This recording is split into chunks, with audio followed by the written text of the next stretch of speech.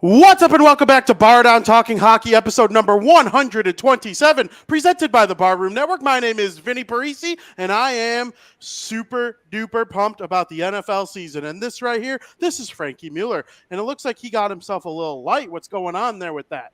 Not a little light. I got the lights fixed down here. I got new bulbs because I told you they were all going out.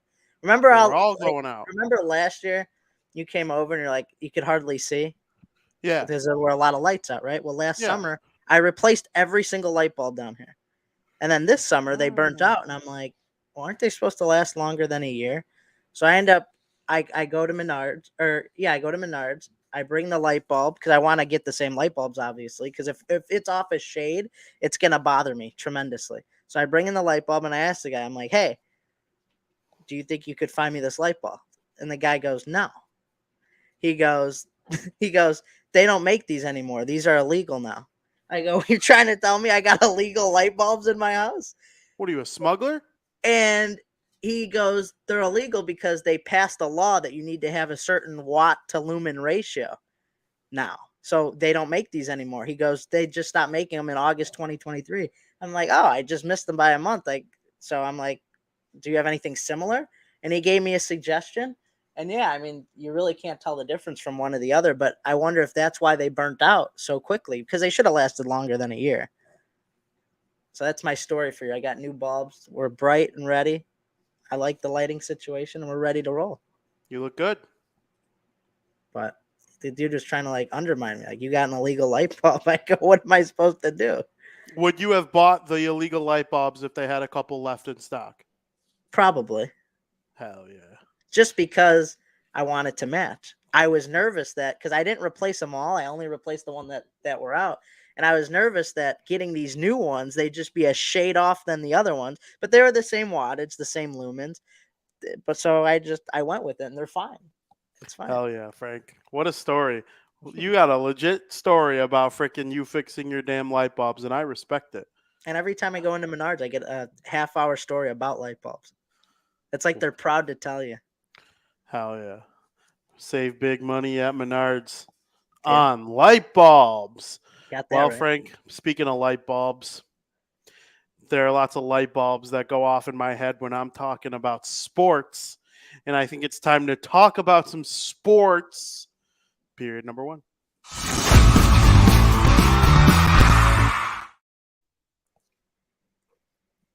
Yeah, you suck on that Coke. You're bothering me, dude. Get out of here. What do you mean? Trying to finish my drink. Damn. What do you mean? Frank, the NHL's dead. Hockey's dead right now. You say that every week, VP. No, but this week I mean it. 2 weeks ago I meant it too. Last or week 3 weeks ago. Yeah, I guess that would be 2 weeks ago. Was dead. Last week was good because of the PWHL. And I didn't expect a plethora of PWHL signings to come out this morning. Boy, did Dan Rice nail Marie-Philippe Poulin signing with the Montreal team.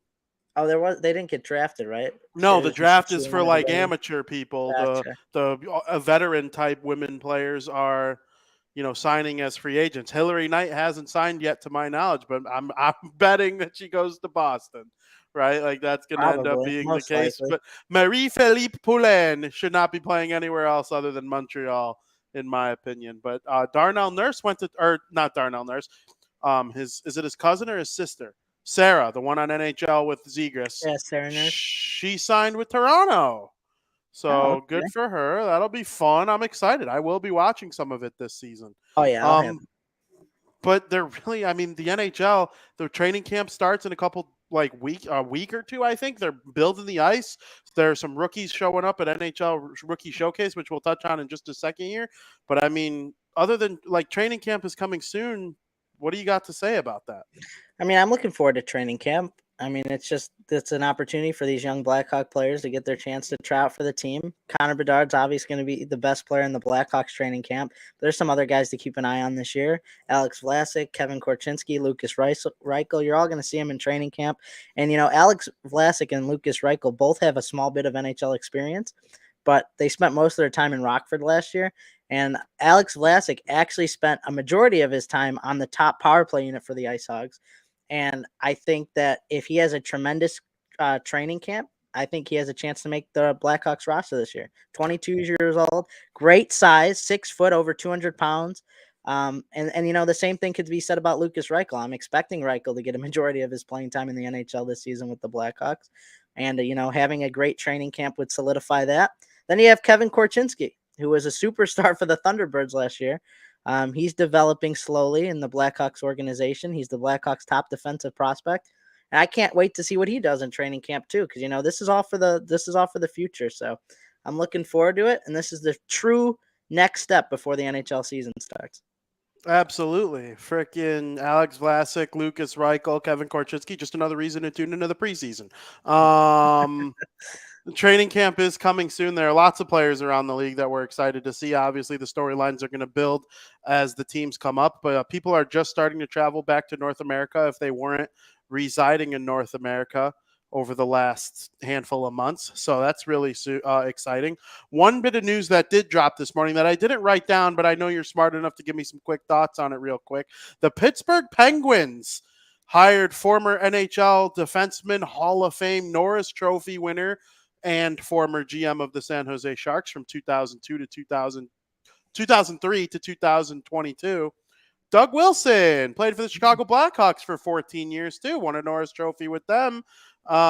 He's the Pittsburgh Penguins' new senior advisor to hockey operations. He's a tick below Kyle Dubas in their system. Any thoughts on, a very successful former GM coming to Pittsburgh to help out Kyle Dubas? Yeah, he has no ties to Pittsburgh, I don't think, which was kind of weird. Maybe he just wanted to go hang out with Dubas and develop something special there with the players they still have, and see what sticks. So, I mean, maybe that's the case. You normally see guys like that when you're the senior vice president of hockey ops or whatever you just said. When you have that type of role, you normally see them types of guys go to play or teams that they have connections to, right? So, I mean, wasn't Eddie Olczyk the senior hockey ops of the Blackhawks at one point, or who was the senior hockey ops of the Blackhawks? I'm pretty sure it was somebody who was in the organization or had ties to the organization. They were Eddie Olczyk and Sharp and them. They were advisors, but they weren't like senior senior advisors. Not the 3 players. There was somebody else I thought that was just named. Maybe it wasn't for the Hawks, but maybe it was for another team. But I thought they had ties to the team. A lot of the times they do. I mean, the only tie I could think of for Doug Wilson, he traded for Erik Karlsson for the Sharks from Ottawa. Mm-hmm. They lost to Pittsburgh in 2017 or 16, in the Stanley Cup final. But really, Doug Wilson, the Sharks didn't get the cup. They got to the cup once, but they were one of the best teams in the NHL for 20 years. I mean, there's no doubt about that. The Sharks were a Stanley Cup contender each and every year for the most part while Wilson was there. And now you're combining those two brains because Dubas, they didn't win the cup in Toronto, but again, very, very good team for his entire tenure. Those two minds coming together as they try to, end a very interesting, illustrious career for Crosby, Malkin, Letang. It's going to be cool. And I like Doug Wilson, obviously former Black Hall of Famer. Hall of Famer, Norris Trophy winner. I looked to see if he lost to the Penguins twice in the Stanley Cup final because the Hawks did in 92, but that was his first year away from the Hawks as he finished his career with, you guessed it, the San Jose Sharks. So, yeah, very interesting move. I'm happy for the Penguins. I think those two guys are going to work well together, even beyond their current core. I think this group leads the way into the next generation of Penguins hockey too. So that's really fun. And then I mentioned the NHL Rookie Showcase been going on over the last handful of days. Little preview, those of you who read my shit, thewindycity.com. Top 5 Blackhawks prospects coming at you soon. I think you know who number 1 is, but 2 through 4, I'm going to create some arguments here. I'm ready to rock on that. But 2 of the prominent ones, Korchinski and Bedard, were at the NHL Rookie Showcase, brought to you by Upper Deck. Freaking cool to see these guys skating around and getting ready for the NHL season. Bunch of awesome rookies there. So, any takeaways for you? Yeah, it was a little more special for me because we got to see Bedard in a Hawks jersey with his number sewn on it, with all of his hockey gear on, and that was a really cool moment. I believe there were a total of 34 rookies that took part in the showcase. And, they're all signing memorabilia, participating in video shoots for EA Sports. They also posed for their first official Upper Deck trading cards. And I know Connor Bedard stated how special that moment was, being put on a trading card, because he was an avid collector for himself. But not only Bedard, but Matthew Savoy and Logan Stankoven, Sabres prospect Savoy and Stankoven's a Dallas Stars prospect, both also stated how special the Upper Deck photo shoot was for them too. Because this is when things start to get real for these players, and not only for the players but the fans as well. Before you know it, you're going to have the chance to pull a Connor Bedard rookie card, and who knows how much that card's going to be worth. And same goes for the other rookies as well. This is the beginning of some of these guys creating their legacy in the NHL. And as tacky as it sounds, it all starts with the rookie showcase. Oh yeah, no, I couldn't agree more. I'm pumped. I think all these guys, they look great in their jerseys. It's going to be fun to see them play in the NHL this season, most of them. But yeah, with Bedard, it's a little bit different. I know Korchinski's unreal. I'm not positive Korchinski makes the team. I'm not positive I want Korchinski to make the team. I'm not sure if that would mean AHL or Seattle Thunderbirds again. I actually think it would mean Seattle Thunderbirds again. And obviously once you go there, you're not coming back. So that's usually how that works. But we'll see what happens with him. But Bedard, he'll play on night one. I think there are a couple other prospects that have a good chance. So good year in the NHL. For rookies, I'm excited that we could possibly have a Devils Blackhawks rivalry in the Calder Trophy race all year long. I think there's a certain Arizona Coyote that'll be in the mix, and I think there's a certain Buffalo Sabre that will be in the mix as well. And then, of course, I think Fantilli will be in the mix too. There'll probably a 5 or 6 horse race entering the season for the Calder Trophy. So get out there and watch your rookies. When you know they're playing, make sure you tune in. Frank, this isn't, like I said, it's the eve of football. And we're going to be talking a lot of football on this show, but we had to touch on hockey considering this is primarily a hockey show. But like I said, other than the news about Dubas, I went down my own timeline that I create every tweet, Puck Pros. It's like mostly just opinion-based stuff. Like, we're not going to sit here and go over the 3 reasons that I don't think the Golden Knights are going to repeat as the Stanley Cup champions or the Rangers or whatever team. It's basically just like, we got to wait these final weeks out, and right before training camp starts, you'll start to see some free agents sign, ones that are left over from the offseason. Frank, there are 3 free agents remaining that scored 20 or more goals last season. That is Tomas Tatar, who played last season for the New Jersey Devils, Patrick Kane, who split last season between the Chicago Blackhawks and the New York Rangers, and then Zach Parise, who played last season for the New York Islanders. There are a couple other really good free agents. I was just going to run through a couple free agents here. I don't know if you wrote any down with predictions. I got a couple. But if there's any you wrote down that I didn't ask you, go ahead and throw it to me too. I wrote down a couple myself. I left one blank because I was going to discuss it with you first and foremost. But right off the bat, the first one that I have written down is our guy, the former Blackhawks captain, Jonathan Toews. Where do you think Taser ends up? I didn't write this down because my opinion on it. I think he's hanging up the skates. I really do. I don't see even though he said he's not. Even though he said he's not, I think it's just a way he wants a little bit more time. And I think at the end of the day, he's just going to hang up the skates. In my head, I think it's so much of a given fact. I didn't even predict where he could go. Oh, he literally said he's not. Like, I get what you're saying. He might have extended time to decide if he was. Tom Brady said he retired and he came back. No, I get, but that would be like Tom Brady saying he's coming back and me being like, no, I actually think he's done. Like, you could leave the door open for him to be retired, but you're saying you'd be stunned. It's a stone cold fact he's retired. That's where I mean by but he said he's coming back. You have to leave the door open a little bit. A little bit. Maybe Colorado if he did come back. Right? I was thinking that too. I wrote down a different team, but they would be my number 2 for him. Yeah, you have Toews and Toews on the same team.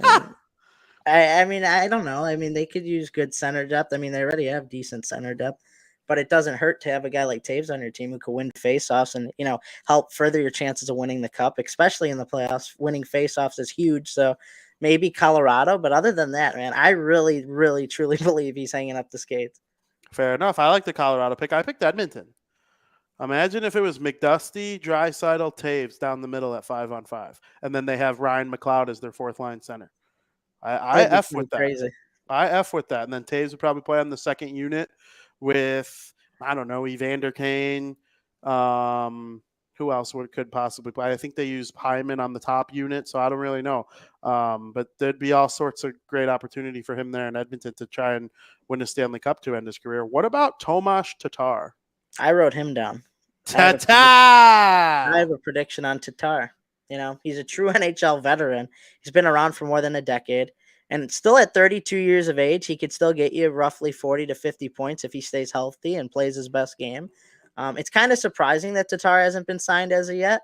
He's the type of players that would do great on a bubble team, such as the Sabres, maybe even the Penguins. He could boost the middle six of either of these teams and help patch some holes in the offense for some of those teams. So, if I had to guess, he'd go to a bubble team. So I'm going to say Sabres or Penguins. I wrote down Pittsburgh. My feeling on Pittsburgh, I do not think they're a bubble team. I think they will be in the playoffs by at least 5 points, which I guess that could be a bubble team. But I love Tatar for Pittsburgh. You could throw him with Crosby or Malkin. They'll have Erik Karlsson, Christopher Letang on the back end. They already added a bunch of really good forwards. Gensel will be back eventually. If you add Tatar to Pittsburgh, they have one of the best top sixes in the NHL, possibly one of the best top nines in the NHL, with Nieto going there and Achari and all that.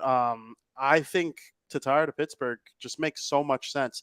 If I had to name a second team, I like your Buffalo pick, but I'll throw the New York Islanders in there as well. And the fact that we don't hear much about Tatar, you don't really hear much about people that end up going to the Islanders. So that's, that was in the back of my head. But I wrote down Pens, but I'll throw Islanders out there as a sleeper possible. I like that. It's not a bad pick.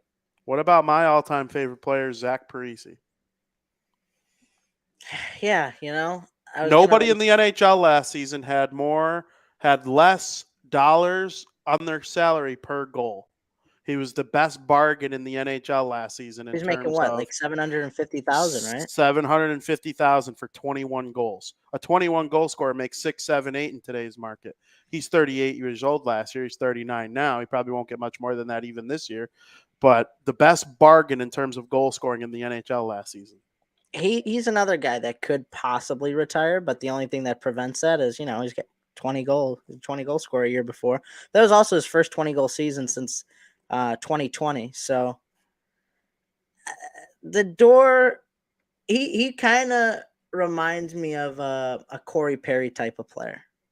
Maybe he goes to a team that's rebuilding and wants to help, boost their, presence on the team with his veteran presence and help them rebuild. Like Corey Perry said, he was glad to come to the Hawks because he wants to, show them what he has and give them his knowledge from being from a veteran perspective and try to build them up that way. I mean, maybe Zach Parise does something like that. Maybe Zach Parise ends up on the Blue Jackets. I don't really see him in a Blue Jackets jersey. I can't fathom that. I can't picture that in my head. Maybe because I'm used to him wearing every color but blue, but maybe he goes to like the Coyotes or something like that, or the Flyers, or a team like that, and a team that could use a veteran presence. So I'll go with that. I'm going to say that. Either like that or retired. I think retiring's possible. Unlike Taves, he didn't say he was retiring, or he didn't say he was coming back. I mean, so that's obviously on the table at 39 years old. Lots of injury, but I do think Zach Parise probably is annoyed that a lot of his career was in his mid-30s was taken out due to injury. He had the back issue, and last year he played in all 82 games and he scored 21 goals. It's like, hey man, I'm still good. Why? If I'm healthy, I played all 82 games. My ice time's decreased because I'm not going to play over Bo Horvat or Matty Barzal or Anders Lee or anyone like that. But I mean, as of right now, there's really no reason to think that he can't come back in the NHL this season. My only problem is I got him. I think it's Islanders, Devils, or nothing. Just because I don't see him leaving that area anymore. I think he's a family guy now. It's not It's not just your typical like guy who's just moving all over the place all the time. A lot of Parisi's decisions throughout his career have been family orientated. And that includes going back to the Islanders. Like he either the only free teams he signed with in free agency are the team that plays where he grew up or the team his dad played for. Like this man's just obsessed with his family. So, and the Devils are obviously close. That's who drafted him. He played there for 7 years.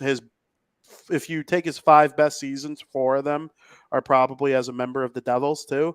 So, I don't know. Those are my 2 predictions, but I wrote down the Islanders. Okay. Yeah, I mean, that makes sense when you get up there in age like that. He's 39, right? I believe 39. he's 39. He just turned 39. Yep. Yeah, when you're up there that old, I mean, you're obviously at the end of the career. You don't want to do too much moving, especially if you go from like New York to Arizona or something like that. That's a big move. That's a long way away. So yeah, you could nail it on the head too if he doesn't end up retiring. Absolutely. I hope we get one more. It's one possible. more ZP season. One more ZP season for VP to enjoy. All right, I didn't write down an answer to this because I was looking for some debate here or discussion. Phil Kessel. My guy I wrote down. I wrote him down. Phil I have a great theory here. Lay it on me, pal. You're going to say the Hawks. No, I'm not going to say the Hawks. I think Phil Kessel's a different story in my opinion, right? He'll be turning 36 just before the season. He's a bit older. But I think this is one of the last years. Like he's not Zach Parise. He's not 39. He's going to be turning 36. So before he really gets into his late 30s, 37, 38, 39, I think this is the perfect opportunity for a guy like Phil Kessel to join a younger team that's a Stanley Cup contender. You know, I don't see Phil Kessel playing many more years in the NHL. So if he announced his retirement in a week or so, or even next offseason, it wouldn't surprise me in the slightest. But the only reason why I still think Phil Kessel has some value to teams is that he scored 14 goals. He had 36 points. You know, that could prove very valuable on a Stanley Cup contending younger team that plays. He could play that he could play on the fourth line. Say it. I'm not saying the New Jersey Devils, if that's what you're thinking of. I'm thinking more like the Dallas Stars, a young team that's truly a Stanley Cup contender. And yeah, if you thought I was going to say the Devils, that would work too. You could go to the New Jersey Devils.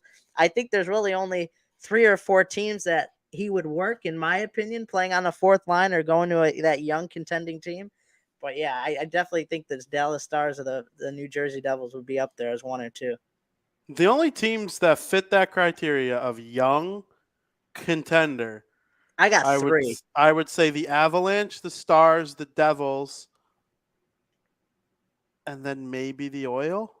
I was thinking the Hurricanes. Or the Hurricanes, yeah, the Hurricanes. 100%. The Hurricanes could win the President's Trophy. So could the Devils or the Stars, in my opinion. I think those are probably your 3 favorites going in. Yeah. Probably. I think Toronto's going to be sick in the regular season too. Talk to me in the playoffs how I feel about that then. But this is I think it'd be a waste, Skokes, if you went to the Kraken. I really do, because I think the Kraken they're good. I mean, if he goes there, it's not going to make them Stanley Cup contenders, in my opinion. I think his time with going to teams like the Kraken are done and over with. You know, I really don't see him going to the Penguins either, like a team like that. Or, you know, it's just certain teams no. I really, he wouldn't go to like a Vegas team either, I wouldn't think. But the Kraken don't make sense. I don't know what your opinion is on that, but. No, I mean. Not this late in his career. The Kraken have to nail a big-time free agent for me to see what that looks like. Yeah. They haven't done that, which they will. You know, I used to feel that way about Columbus, but then all of a sudden Columbus started attracting all these free agents. They ended up with Johnny Hockey. Like, that used to be Columbus. I used to feel that way about Florida, too. And then Matthew Tkachuk was like, I want Florida, and the Calgary Flames. So, you know, like, that'll happen for Seattle eventually. Oh, yeah. Phil Kessel's not either of those guys. Make no mistake about it anymore. But he is a 3-time Stanley Cup champion. He did offer to end his Ironman streak to sign with the team. Did he really? So, yeah. So I do think Phil Kessel plays. He wants to play. I think he probably wants to play for more than 1 year. He just doesn't care if he plays in all 82 games anymore. No, he'll I play. hope he would get opening night so we could like say farewell to the Iron Man streak. But yeah, I'm rooting for Phil to end up on a team like you mentioned. You know, I think the Dallas Stars and the New Jersey Devils and the Carolina Hurricanes probably enter this season as the 3 best teams in the NHL. And they're You would all probably fairly young. yes, they're all very young. I think the oldest Outside of team is probably the Hurricanes of the 3. out of those, yeah, but like Out of the 3, yeah. the oldest players on the Stars, Sagan, Ben, and Pavelski, and Suter. But Those everybody 4 else is like guys, young. but those 4 guys were helpful last year. Mm-hmm. It's not like they're old dead weight, like He can some add a other little bit of teams depth. have. 14 goal scorer, 100%. 15 goal scorer on the 4th line. Do you remember how the Maybe Leafs 3rd. got Phil Kessel? They traded. No, I don't. They traded the number 2 pick to the Bruins.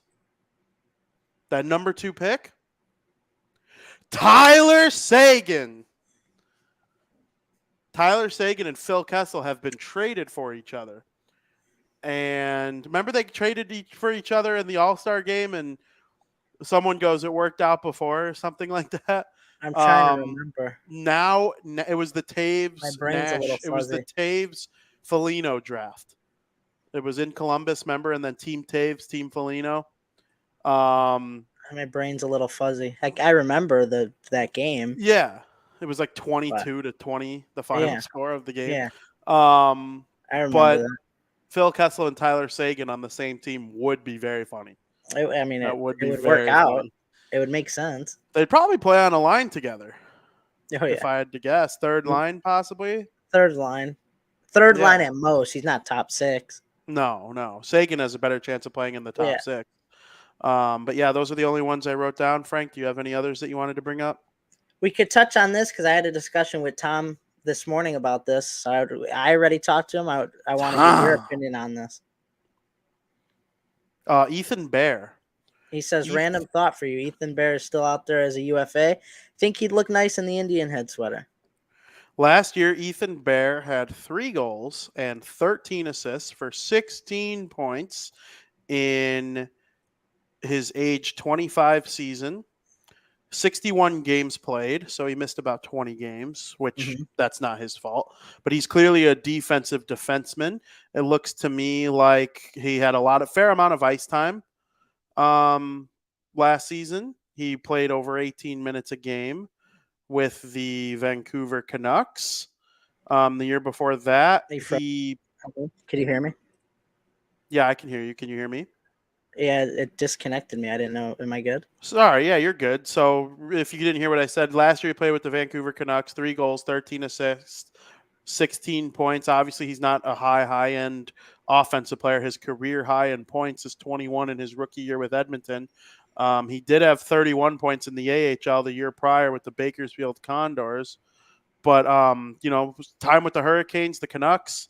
He did play in the World Championships this summer. Didn't have a point in 8 games, but Team Canada obviously did well. Let's look at his advanced metrics. Let's see how he would help them defensively.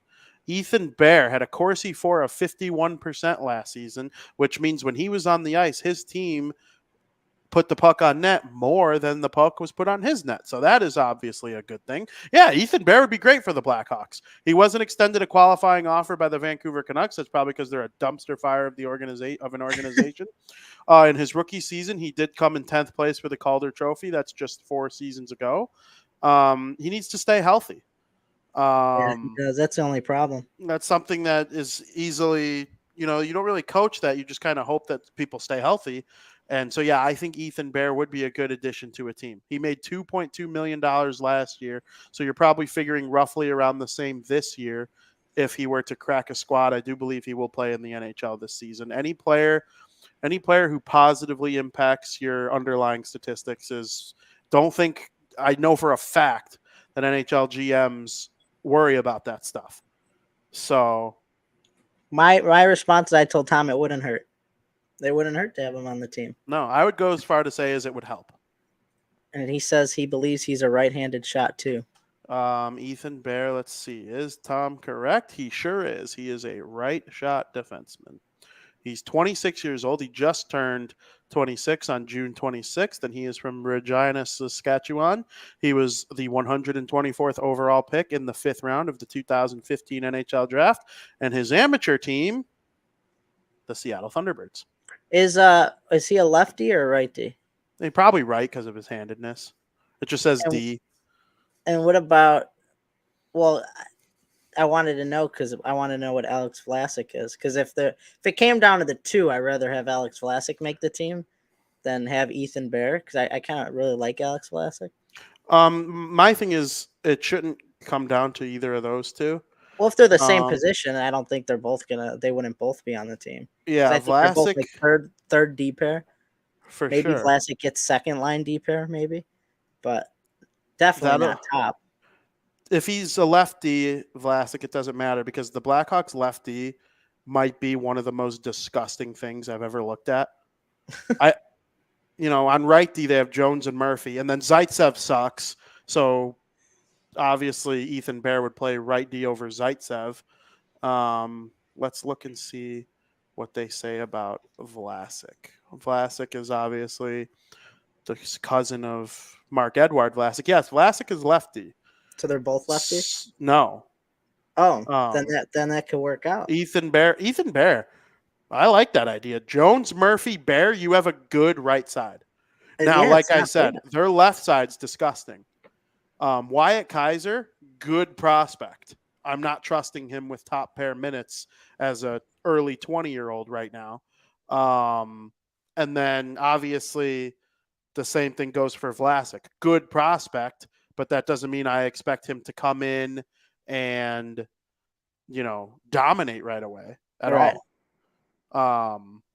Vlasic, he might suck for the first 50 games and then turn it on in the second half of the season, especially on a team like this. But yeah, the Blackhawks defense, I don't think we could be picky. As of right now, Daily Faceoff has Philip Roos, Seth Jones as the top pair, Jared Tenorti, Connor Murphy as the second pair, Wyatt Kaiser, Nikita Zaitsev in the bottom pair. Connor Bedard would have to score 15 goals a night for this team to be freaking good, because they would lose that game, or they would win that game 15-14. But I like the idea of Ethan Bear. It makes him a stronger team. It's not bad at all. I liked it when he brought it up. It was interesting. Yeah, for sure.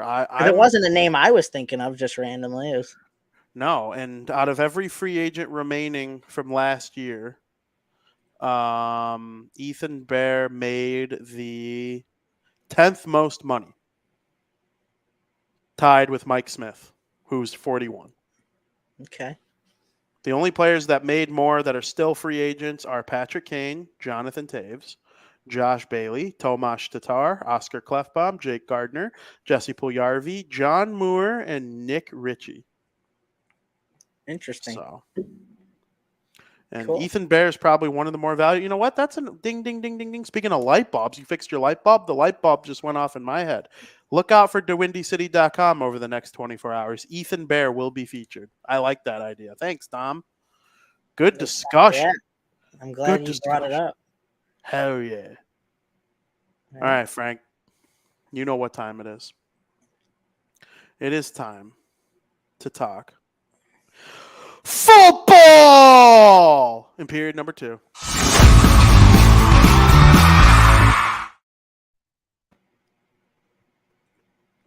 Get out of here with that. How many times are you going to interrupt my drink? Well, what kind of drink is it? At least share. God damn. What do you think it is? It ain't a McDonald's Coke. You went on a rant about it. McDonald's Coke stinks now. It absolutely stinks now. It wouldn't even be on my Mount Rushmore of Fountain Coke right now. So I'm not saying they don't have the capability to get it fixed. We're talking about McDonald's. Okay, 2 companies didn't go down under the pandemic. Walmart and McDonald's. They can fix it. But right now it sucks. That is a Coke. It's a Coke from a hot dog joint called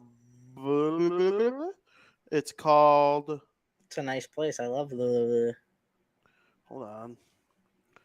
It's called Bubby's. But Bubby's? I didn't get a hot dog or anything from there. I got myself a sandwich from next door, and then I was like, wait a minute, I need a drink, and I went to the hot dog place to get a drink. And how is it? It's a good one. It's better than McDonald's right now. It's not like elite, but it's a B plus Coke. This is the Kirk Cousins or a Jared Goff of Cokes. You could you could get to the playoffs with this Coke. You might be able to sneak out a wild card weekend win with this Coke, but you're not beating Patrick Mahomes in round 2 or Jalen Hurts in round 2 with this Coke. You need a 7-Eleven Coke. You need a Trevor Lawrence. You need an AMC movie theater, a freaking Joe Burrow type of Coke. You like AMC movie theater Coke? It might be on the Mount Rushmore right now. Really? Oh, yeah. I've been doing a lot of thinking about this stuff, Frank, to the point where I can compare it to football and you'll understand what I'm saying. So a lot of thought goes into this. Interesting.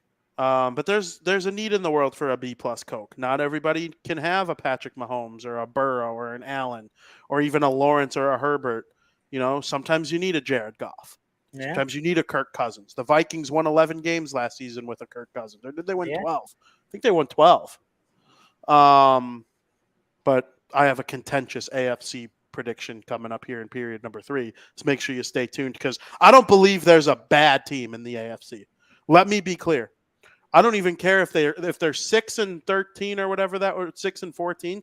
That would be because they play in the AFC. I don't think any team in the AFC is bad. I have a sleeper in the NFC. There are lots of sleepers in the NFC. The NFC is all about. The NFC has 2 Super Bowl teams, in my opinion. The rest are all the other 5 that are going to make the playoffs. It could be anyone. And I feel that way about the AFC too, just in a different vein. Everybody in the NFC is trying to prove themselves. Everybody in the AFC is trying to stay above water. I'm proud of them. I can't wait to hear who's the worst team in the AFC. I think it might be the Raiders. And the Raiders have Devontae Adams and good quarterback play and a good defense. The Raiders are good. They're going to beat some teams. And they might end up with the worst record in the AFC as a whole. So I think every team in the North is good. I think every team in the East is good. The AFC South is a little weak. The Colts and the Texans might be, those might be bad teams for the AFC standard. But I don't know. We're going to get into that discussion a little bit. First, we're going to start off, Frank, the top 10 wide receivers in the NFL. Okay. Do you want to... we're going to go a little quicker than we did. We got a lot of players here. Yeah, so let's just. Why don't you? Do you want me to just go whatever you think? Want me to say the list? Want me to go top 5? Yeah, give your 10 through 6. 10 through 6, from 10 down to 6. Yeah. Okay. Number 10, I got Jalen Waddle, Miami Dolphins. Very good with Tua throwing him. He's a magic man. I think he's a great player. Consider him a top player in the NFL. If you're ranking all players, I think he's up there. He's a great player. Number 9's DeAndre Hopkins. Where is he now? He's not on Arizona. I know Tennessee, the Tennessee Titans. The Tennessee Titans. That might open up some more opportunities with Tannehill throwing him. I mean, Tannehill's not the best quarterback in the NFL, but he can make some plays. Having Hopkins on the team, you got Derrick Henry at running back. It'll improve. We might see much improvement for him. I think he's fair to say I got him at number 9. Number 8, CeeDee Lamb of the Dallas Cowboys. You got Dak Prescott throwing you. He's very talented. Dak Prescott, a little overrated. He'll get the job done. CeeDee Lamb's talented enough to, be good no matter who's throwing him the ball. 7, Devontae Adams I got on the Las Vegas Raiders. Got Jimmy G quarterback in the Raiders this year. So that'll be interesting seeing how Devontae Adams chemistries with him. And then number 6, I got A.J. Brown of the Philadelphia Eagles. I think A.J. Brown is so good, and he's plays for such a good team. I was considering making him a top 5 wide receiver. He might be in your top 5. I don't know, but it was close, but I just bumped him right outside the top 5. I left DeAndre Hopkins off my list for the same reason I re-added A.J. Brown. Oh, really? And I'll tell you why in a second. So at number 10, I do have DK Metcalf. I think Seattle's a sleeper. They're going to be damn good again. Absolutely. And they've only added to their team. It's a very young team. It's one of the youngest good teams. They're the New Jersey Devils of the NFL. Okay, the Seattle Seahawks. Number 9, I put Garrett Wilson, New York Jets. He's going to have Aaron Rodgers slinging him the football now. It's obviously an upgrade over Zach Wilson or anyone that was playing there last year. At number 8, I put Terry McLaurin of the Washington football team. Good. Very good wide receiver. It picked up in fantasy for a lot of people, I'm sure. I have him at number 8. At number 7, C.D. Lamb of the Dallas Cowboys. Great player. I mean, just unbelievable. And his name's fun to say. Like, who wouldn't want a guy on their team named Lamb? I love lamb. Okay, lamb is one of my favorite foods. And then at number 6, I also have A.J. Brown. He just misses my top 5. I think he could be in the top 5 after the season is over. He would have been off my list entirely entering last season. The Tennessee Titans are where receivers go to die. They're the old Bears. So you're an elite receiver, you go to the Titans, you start to suck. At least you don't start to suck. Okay, you don't forget how to catch a ball. Your numbers start to drop. And more than quarterbacks, all of these lists, a lot of them, except for really the defensive players, most of them are dependent on somebody else. All of these guys need to have a good quarterback, otherwise their numbers are going to suffer. Mm-hmm. But we know which ones are targeted a lot by the said quarterbacks because of how elite they are. These are the guys. A.J. Brown is one of them. I love him on the Eagles. He got back to being the A.J. Brown that we once knew. Yeah. Once he got to the Eagles. I think he cracks the top 5 list next year, potentially. Yep, I think it's possible. But there's a couple guys I could see bumping out of my top 5. Though. Yeah, I agree. I'm with you. I think I know who you're going to say, but there are a couple rookies coming in this year that I think could enter that discussion next year too. So that'll be interesting. And I didn't name Waddle. Waddle's unreal.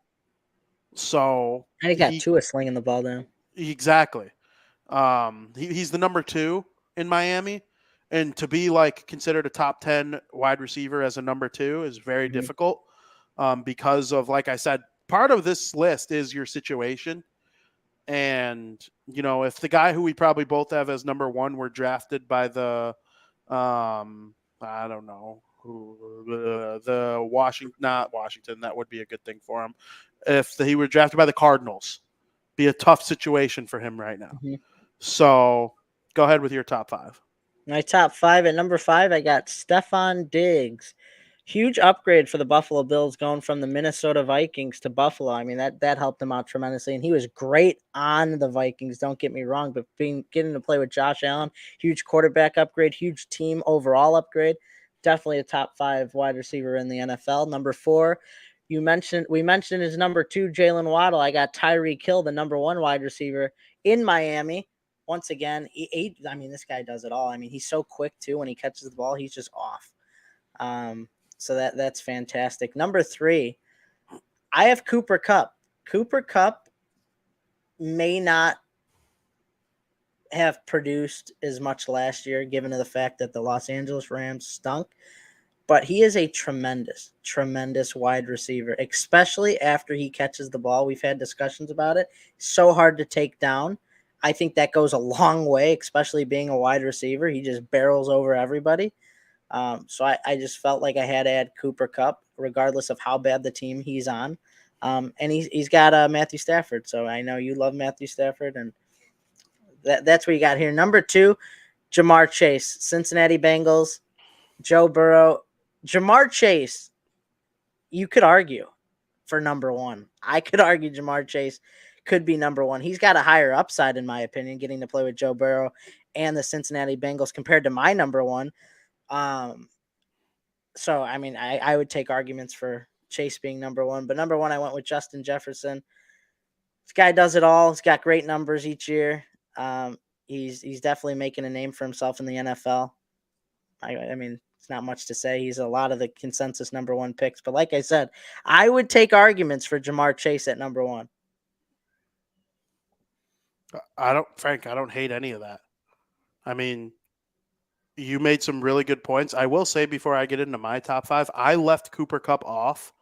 Just a lot because of people do. It's not because of statistics, though. My reason for leaving him off was I don't think he's going to play very much this season. he's going to Minnesota from Los Angeles to see a specialist on was it his knee? I forget exactly. Or there's something he's going. I forget exactly what it is. I can't keep all these injuries straight. But Cooper Kupp would be on my list. He's one of the best wide receivers in the NFL. He helped the Rams win a Super Bowl. I mean, I think the world of Cooper Kupp. He would be on my list if I thought he was going to play entering this season healthy. Which I'm sure maybe he will play. Because I'm going to probably sound like a hypocrite when I name one of my running backs later on, but he missed a lot of games last year. I'm just not confident he's going to be a top 10 wide receiver this upcoming NFL season, not because of skill. If it's based on skill, he's probably number 3 behind the two you named as your 1 and 2. Oh, you did put him at. Okay, so yeah. So, I mean, that's the reason he's off my list. But at 5, I also put Diggs. Stephon Diggs is responsible for the most exciting play I think I've ever seen in the NFL. I think the Minnesota Miracle is the most exciting play I've ever watched with my own 2 eyes. And I've seen a lot of shit. I watch a lot of sports.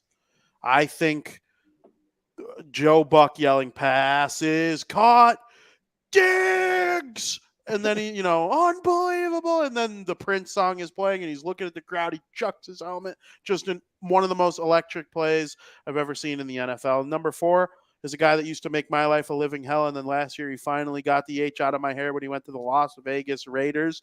And of course, I'm talking about Davante Adams. Davante Adams is probably 1 on this list going into last year.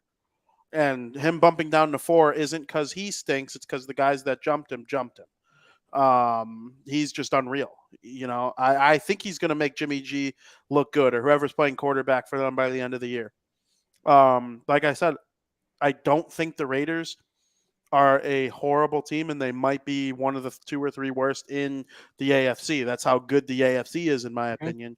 But I have him at number 4. At number 3, I have Tyreek Hill. Patrick Mahomes early on last year did kind of miss Tyreek. I know they ended up winning the Super Bowl anyway, but I think they would have been even that much more explosive if they had Tyreek Hill last season. And Tua Tagovailoa loved having Tyreek Hill last year. They were 8-3 in games Tua played. I think Tyreek Hill is going to be a big reason for the Dolphins being a very good team again once again this season. At number 2, I have Jamar Chase. His upside, I get what you're saying about his upside with Joe Burrow. He has a better quarterback, so he has more accurate, more gifted, more elusive passes coming his way than the guy I have at number 1. But I do think the guy that I have at number 1, Justin Jefferson, is just wildly more talented than everybody else. And Kirk Cousins is good enough. He's a B+ quarterback in the NFL. And that's good enough to help make Justin Jefferson, amazing. And the greatest wide receiver who ever lived played his prime in Minnesota, Randy Moss. And now you got Justin Jefferson doing the same thing there. So Minnesota's becoming wide receiver U a lot of the time, it seems like. He's a real asset to their offense. So I really like Justin Jefferson. That's my top 10 NFL wide receivers. I like it. I like it a lot. I mean, we agreed on a lot. We didn't have some of each other's players, but I mean, it gets fuzzy towards the bottom 10, when it does. I think 8, 9, and 10, it's like, it's so hard. These lists are so hard. 2 of them you left off though. Like I would have had on in normal. Right. I bumped Hopkins off because I don't trust the Titans to utilize him as a top 10 receiver in the NFL, and I left Cooper Kupp off for the purpose of injury and missing games and whatnot. So. And I hear you. Hey, I hear you. All right, Frank. Let's move on to running backs. Let's do it the same way. Go with the 10 to 5, and then. Or no, let's do it opposite here. Let's do 1 to 5. Okay. Running backs, you said? Yep, running backs. All right. Number 1, I got Christian McCaffrey. Simply because this man does it all. He catches the ball. He's a threat at being a wide receiver. He's a threat being a running back. I mean, you literally got a 2-in-1 type of guy. And literally is the greatest at his position. It's truly remarkable. He's got to stop being injured as much as he is. That was his problem in Carolina, but ever since going to the 49ers, he's just been as electric, if not more. 2, this might surprise you. I don't think this is a lot of guys' number 2. I'm very high up on him just because I think he is an absolute stud. That's Derrick Henry. I got Derrick Henry at number 2.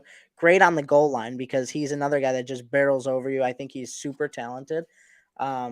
It's hard to say he's underrated because he's not, because everybody just acknowledges how good he is. But I think he's underrated as being not a top 2. People think he's not a top 2 running back in the NFL, where I think he is. And in my eyes, to me, that's underrating him a little bit because of how good I think he is. But nonetheless, Tennessee Titans tend to run the ball a lot because of Tannehill and what you said. Players go there to die, but simply Derrick Henry doesn't die in Tennessee. He makes that team better. Got Derrick Henry at 2. Number 3, I got Nick Chubb. He is another guy who is just tremendous.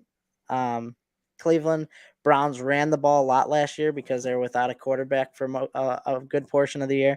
Nick Chubb, widely talented. Josh Jacobs is my number 4 for the Las Vegas Raiders. I had him in fantasy last year, and he would just cook every week. Ultimately, I won a championship with him. Great running back. Not much else to say about him. Number 5, this one was tough. I have Jonathan Taylor, and I don't know the future on Jonathan Taylor this year. I don't know if he's going to rekindle ties with the Indianapolis Colts. I don't know where he's going to go. Depending on where he goes, might not be top 5, but I know his talent's there. And I'm going off their talent from what we've seen. And Jonathan Taylor's a stud when he's healthy, when he doesn't have all these issues to deal with. That rounds out my top 5. Understood. Similar to my last list, I left Jonathan Taylor off just because he's missing at minimum the first 4 games. And that made me leave off somebody else too. I didn't put Alvin Kamara on my list. He's going to miss the first 3, but I think missing those first 3 games could set him behind from being a top 10 running back in the NFL this season. Same thing with Taylor at 4 games missing. Kamara's coming back. Mm-hmm. So I would actually probably be quicker to add him to my list. Taylor could hold out the whole year, and then the Colts could franchise tag him again, and we could deal with this bullshit again next August. Mm-hmm. So with him, it's a tough league with running backs. This list is going to change more than any list we give right now because of the fact that running backs, they kind of hit the ground running after the draft while making peanuts, and then when it's time for them to get paid, they start to suck. So teams are hesitant to pay them, and that pisses them off, and they hold out. And we saw Le'Veon Bell fade into the sunset for that reason. We might see Jonathan Taylor fade into the sunset for that reason. So we'll see what happens there, but I honestly hope it gets out or fixed because I do like watching Taylor play for the Colts. Mm-hmm. At number 1, I do have Christian McCaffrey. I think he's the best running back in the NFL. He's one of the best running backs in NFL history. The 49ers were 12-1 after acquiring him last year, and the one was the playoff loss where Brock Purdy got hurt.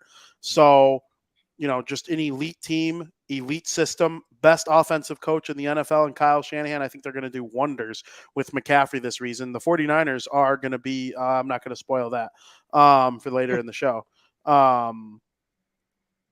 At number 2, I have Saquon Barkley. I think Barkley probably would be number 1 on this list if he would have played for all those years. But last year was his first year healthy in a while. I think based on talent, he is one of the most elusive running backs in the league and somebody that if he is healthy can be a productive season. The health reason is what has him at 2 instead of 1. And I think Derrick Henry could have easily been number 2 as well. I agree with your pick. I think it's a good pick. Derrick Henry of the Tennessee Titans, he kind of bucked the trend of most running backs. He was a beast at Alabama. And everyone was Derrick Henry, Derrick Henry, Derrick Henry. In 2012, that's a different time than now in terms of running backs Absolutely. In the NFL. Well, Henry came in and he didn't really make much noise. It was like Derrick Henry. I thought he was going to be much better in the NFL. What are the Titans doing? Where's Derrick Henry?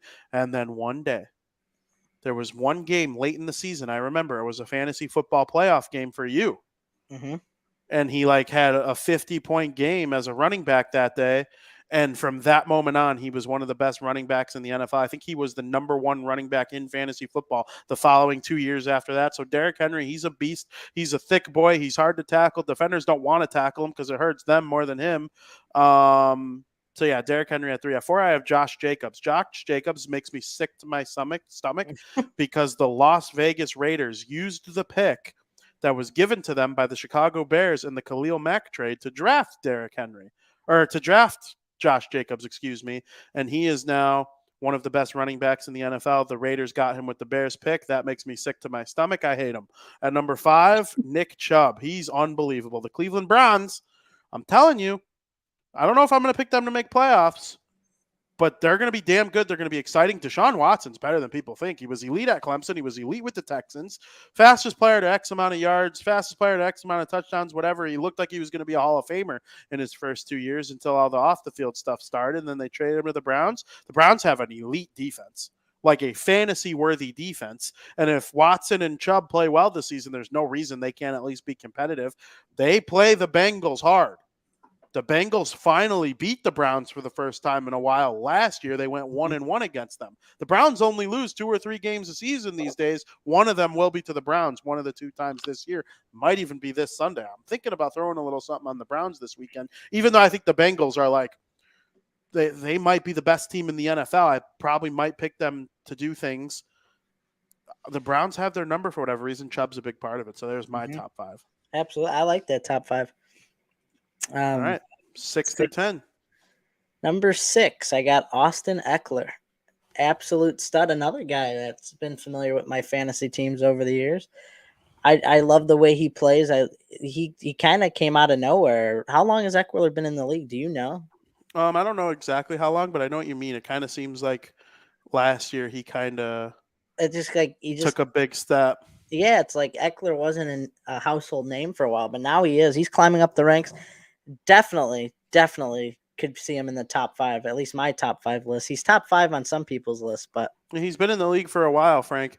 The really, thing and is, it's like last year or the last couple of years, you just heard his name, like he came out of nowhere. Yeah, the thing is, he had like his first super elite season last year because he didn't have 1,000 rushing yards, but he had 16.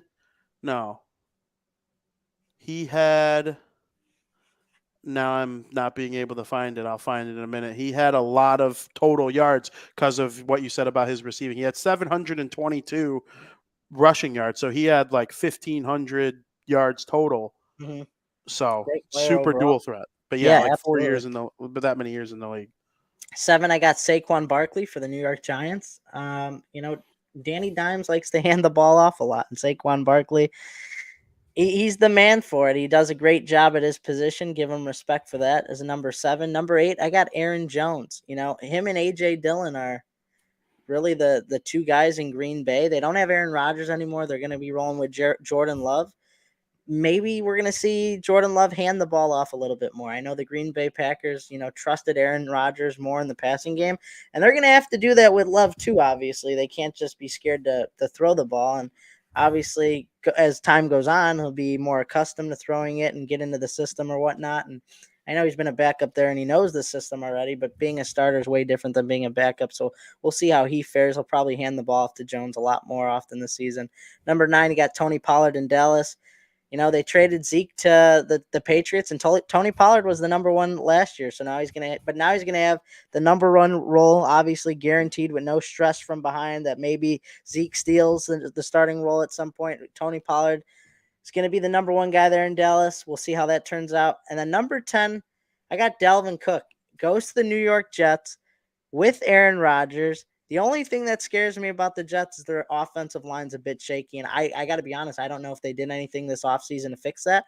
I haven't been following the Jets this offseason, but I know that this New Jersey, oh my God, this New York Jets team is going to be a lot better with Aaron Rodgers quarterbacking it. I think Dalvin Cook running back will be great. I think the 2-way game of Rodgers throwing and handing it off to Dalvin Cook, we've seen what Dalvin Cook could do in the past.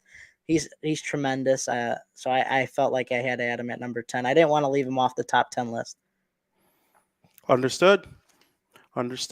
My number 6, I have Austin Eckler, the Los Angeles Chargers. They're going to use him a lot. He was great last year. He didn't have 1,000 yards rushing, but guess what? He had 900 yards rushing, 700 yards receiving, so like 1,600 yards total. That's a lot between rushing and receiving. So he's obviously a high-end fantasy value pick too, especially in PPR leagues. Just a dual threat. He's really good. I think the Chargers offense will roll with him being one of the leaders. For number 7, I put Travis Etienne of the Jacksonville Jaguars. I think he's just unbelievable with Trevor Lawrence handing him the ball. The fact that he has Evan Engram as a tight end will help open up holes for him because obviously the tight end is just as important as receiver, and more important than receivers in terms of opening up lanes for them and creating chaos so that they could take advantage. Travis Etienne, I think, the Jacksonville Jaguars offense is going to be through the roof this year, and he's going to be a big part of it. And I love Tank Bigsby as his backup. That'll keep Etienne a little more fresh, and the Jaguars offense will roll. At number 8, I have Breece Hall. Dalvin Cook's not going to be the starter in the New York Jets. It's going to be Breece Hall for the most part. Dalvin Cook will get his carries. He's worthy of this list. I would rank him 11. I didn't know he wasn't going to be the starter. I haven't really paid attention to the Jets this year. He's going to get a lot of carries, though, so he's worthy of this list. He is absolutely worthy of this list. In fact, if he were on any other team, he might be in my top 8. But the fact that he will be splitting carries with Breece Hall, and Hall was awesome last year till he got hurt. And that's probably why they went out and got Dalvin Cook like a security blanket. Now they have 2 elite running backs. But yeah, Breece Hall, number 8, Aaron Rodgers. I don't know what to say. I mean, they're going to use play action, I'm sure, now that they know that they have 2 elite running backs. Breece Hall will be certainly someone who gets the nod. At number 9, I'm taking a risk here. I'm taking a rookie. I think Bijan Robinson was drafted 5th overall or whatever it was, 8th overall by the Atlanta Falcons for a reason. At Texas, he was incredible. He was one of the best running backs that college football has ever seen. And I'm surprised he didn't, even possibly go a little higher in the draft. It's hard to draft running backs. They don't draft running backs in the first round hardly ever. Bijan Robinson is worthy of a top 10 pick, though. The last one that I remember being worthy of a top 10 pick, Saquon Barkley, who we ranked number 2 now, or number 3, whatever, wherever I think you had him at 7, top 10 running back in the NFL worthy. I think that highly of Bijan Robinson, and I think the Atlanta Falcons offense is going to run through him. And then at number 10, I put Pollard. It was the debate between Pollard and Cook. I actually wrote down Cook. I switched it to Pollard. The Dallas Cowboys offense with CeeDee Lamb and Dak Prescott and Pollard will probably score tons of points this season. I really think that Pollard's unreal, and he forced Zeke out because I still think Zeke is going to make some contributions to the New England Patriots this season. And you don't force a guy like that out unless you have a true number 1 back, and Pollard is certainly one of those. So that's my top 10 NFL running backs. Yeah, Zeke will get his goal line touches. They'll use him on the goal line a lot, I think. Absolutely. All right, Frank, top 10 tight ends. All right, in my opinion, 1, 2, and 3, there's the clear big 3. I mean, everybody talks about the big 3. So you got number 1, you got Travis Kelce, who to me is the most talented tight end in the NFL. And it's not really close just because he's got the best quarterback in the NFL throwing him. And he's more than a tight end. He acts like a wide receiver. It's like he's drafted so high in fantasy leagues because of his production, his yardage per game, the amount of touchdowns he scores. It's just like any other. It's just like no other, man. It's incredible.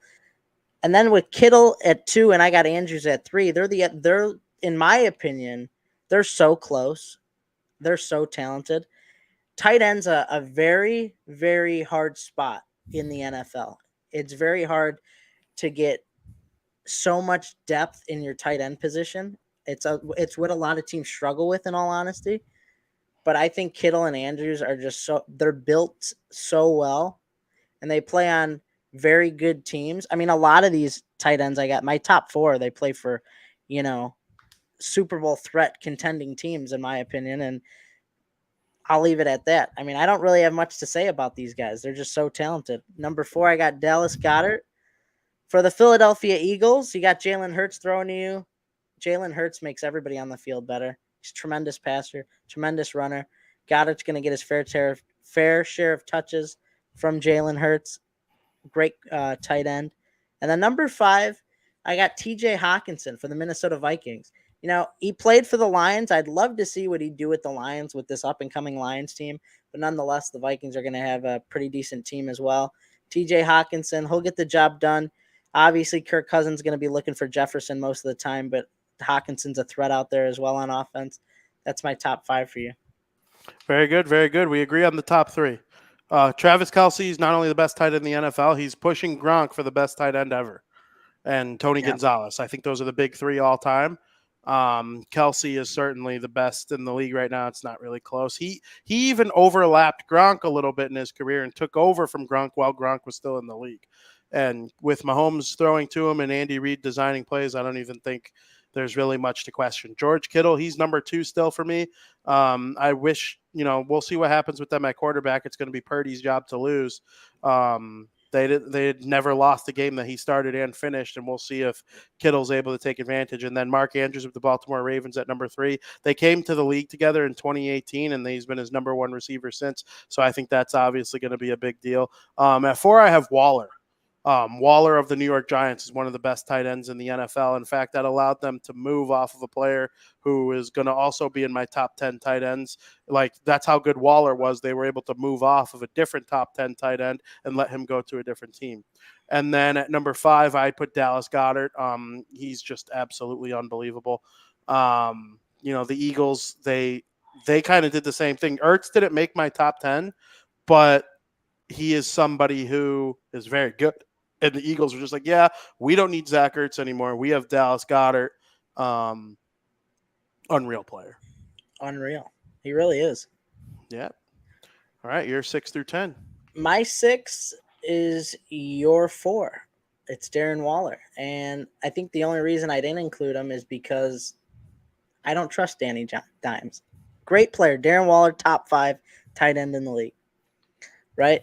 But I just don't trust Danny Dimes. I mean, he's proved me wrong many times, but obviously you can't take that away from Darren Waller and the play he makes catching the ball out there. 7, Pittsburgh Steeler, Pat Freiermuth. He's another guy that came out of nowhere. I believe he was a rookie last year. I could be wrong. Don't really remember, but he's tremendous as well. A lot of these guys, I don't really know what to say about them because I feel like I'm just a broken record saying like they all do their position great. So number 8, I got David Njoku for the Cleveland Browns. It's going to be interesting with Deshaun Watson having a full season as quarterback for the Cleveland Browns. I think that's going to make Njoku better. He was great. He was a great tight end to have on your team. Like I said, tight end depth is hard to come by. Great player. We'll see what he could do with Deshaun Watson. Number 9, Kyle Pitts of the Atlanta Falcons. I don't know how good the Falcons will be this year. Probably not that great, but Kyle Pitts, he's a great player. Obviously, he's a top tight end in Atlanta, and he'd be a top tight end on a lot of these teams. Obviously, none of the ones I just named, but there's a lot of teams in the NFL that would like to have Kyle Pitts on their team. So I got Kyle Pitts at number 9. And then number 10, I got Dalton Schultz on the Houston Texans.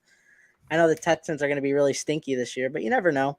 We'll see what they could do with Bryce Young. Bryce Young at quarterback, and we'll see how that does with Dalton Schultz. That's all I got for you. I don't know what to say about a lot of these guys, to be honest with you. For sure. At number 6, I have Pat Freiermuth. I think the Pittsburgh Steelers are going to be a bubble team this year. The last place team in the AFC North is going to be a bubble team, in my opinion. And I think Freiermuth is really going to help, Kenny Pickett really go off this year and take some steps. So, the Steelers, they're not going under 500 with Mike Tomlin as their coach.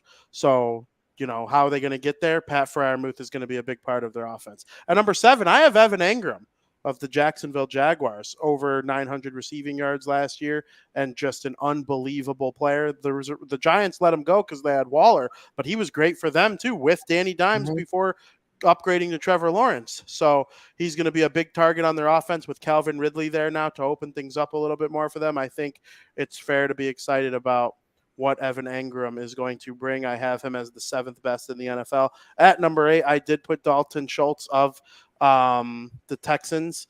He had a final season in Dallas that wasn't very good, but there's no doubt that before that, kind of bummy last season, he was considered one of the top tight ends in the NFL, and the Texans are going to try and take advantage of it with the rookie. I think he'll be a big time target for them. So we'll see what happens there. At what did I name Schultz? Did I name him number 8?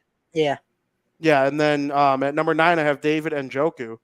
the Cleveland Browns stud, right? Like he's a guy you want in fantasy and stuff like that. So, just unbelievable ability to kind of create separation. And I do think Deshaun Watson as a football player is unbelievable. And I think Njoku is going to be a big part of why kind of for the, what are they called? Oh my God, the Cleveland Browns. What a brain fart that was. Cause I'm sitting here shuffling through my list and, it makes me forget the names of football teams that play in Cleveland. So for number 10, I'm going to pick Kyle Pitts. And the reason I chose Pitts over Hawkinson is Hawkinson was kind of boring in his final season or in his first 3 seasons with the Detroit Lions. And yeah, that kind of has a little bit to do with the fact that they were a crummy team, but an 8th overall pick, he just didn't excite me very much. And Kyle Pitts, kind of the same thing last season and the year before. Mm-hmm. He hasn't really excited me all that much. He was the number 4 pick, was really, really good with Florida. And I kind of thought he'd step right in and be a top 5 tight end in the NFL right away. He hasn't been, but I think the overall physical skill that Kyle Pitts possesses puts him over Hawkinson for me. So those are my top 10 tight ends in the NFL.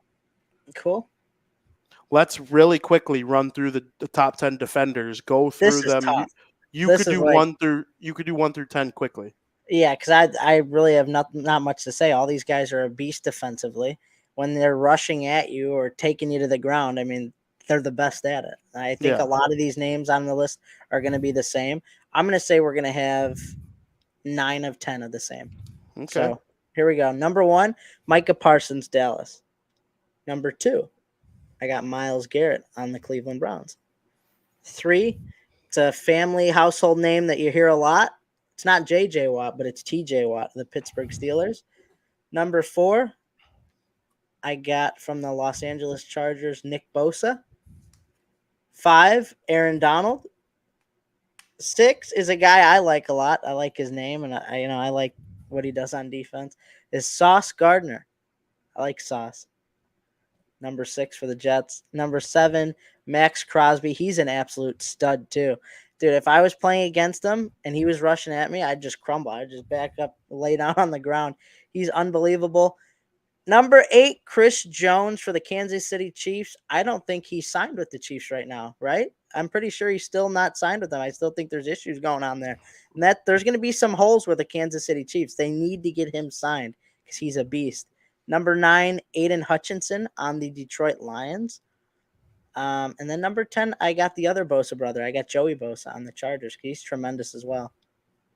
Wait, Nick and Joey play for the Chargers, both of them? No, you said Joey. I know what you meant, though. One plays for the 49ers. Nick. Yeah, Nick. That's what I meant to say. Nick Bosa for the 49ers, Joey Bosa for the Chargers. I knew I had something messed up. I knew they didn't. I knew one played for the 49ers. Yeah, for sure. I understand what you meant. And I have him number 1. I think Nick Bosa is the best defensive player in the NFL. So, just his ability to create chaos for opposing quarterbacks. He might not play this weekend against the Steelers, which would be a incredible win for the Steelers if he doesn't play. The reason he might not play is contract issues. He wants a blockbuster type of deal. He wants to be the highest paid defensive player in the NFL. He might get it. Okay. The question is whether or not he's going to make more than the guy I have at number 2, Aaron Donald, who has been, a Super Bowl champion, a defensive player of the year, a little bit more on his resume than Joey Bosa has. But, usually whoever's next in line is the guy who ends up becoming the highest paid. But, at number 3, I do have Myles Garrett. Just an unbelievable presence on the Cleveland Browns defense. He's one of the best players on one of the best defenses. And then at number 4, I have Chris Jones. He might not play tomorrow against the Lions, which would be just completely devastating for the Chiefs, whose defense isn't really all that good. Like, it wasn't even really all that good last year, but it was good enough where Patrick Mahomes can outscore the opponents. But if they're missing Chris Jones against the Lions tomorrow and Travis Kelce, that's going to be a big blow to them. I'm not taking the Lions too lightly at this point in time right now, and Chris Jones not playing is a big part of it, but he is, in my opinion, the 4th best defensive player in the NFL. At number 5, I do have T.J. Watt. T.J. Watt, obviously the brother of J.J. Watt. This family doesn't know how to not have acronyms for names, and they all have to have a J in there at some point. T.J. Watt's amazing, though. and he's going to help the Steelers create chaos. If you win a Super Bowl, you normally have a good edge rusher. TJ Watt is a Super Bowl caliber edge rusher. At number 6, I have Micah Parsons of the Dallas Cowboys. He's probably the best linebacker in the NFL, and he just creates extreme chaos. So good for him. Yeah, that was number 6. Number 7, I have Joey Bosa of the Los Angeles Chargers. Like his older brother, he's not quite as good, but he's up there. Just an absolute chaos machine there for the Chargers. We'll see what he's able to do. At number 8, I do have Sauce Gardner. I love Sauce too. Okay, I put Sauce on everything.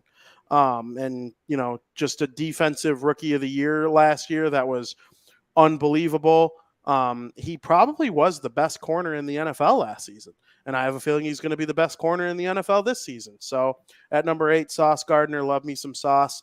At number 9, I am going to pick Quinnen Williams, defensive tackle of the New York Jets. Listen, the New York Jets have a great defense. I'm naming 2 Jets in a row here. There's a reason for that. I think, Williams' ability to be explosive and destroy backfields and make it hard to run against the Jets. That's going to be one of the reasons, people think Aaron Rodgers offense, Jets. Their defense is what's going to make Aaron Rodgers successful if they are this season. So Quinnen Williams at number 9. And then at number 10, I have Max Crosby of the Vegas Raiders. Crosby, if I remember correctly, he went to Oregon. I like to keep where guys went to college straight, but I'm pretty sure Max Crosby was at Oregon and he was one of the best edge rushers in the country. And now he's on the Raiders. If Crosby can continue his destruction all season long, again, I think low of the Raiders in terms of their playoff chances, but I don't think low of them as a team necessarily. I think they'd be right there in the NFC. So Max Crosby is a big reason for that. So nailed it on the head. We had 9 of 10 of the same. What was the one different? Your Quinnen Williams. And who did I have that you didn't? Aiden Hutchinson. Oh. Of the Lions.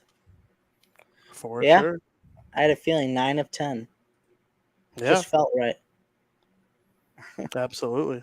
Well, so what's that? That's naming top 10 players at certain positions in the NFL. We have more football to break down in period number 3.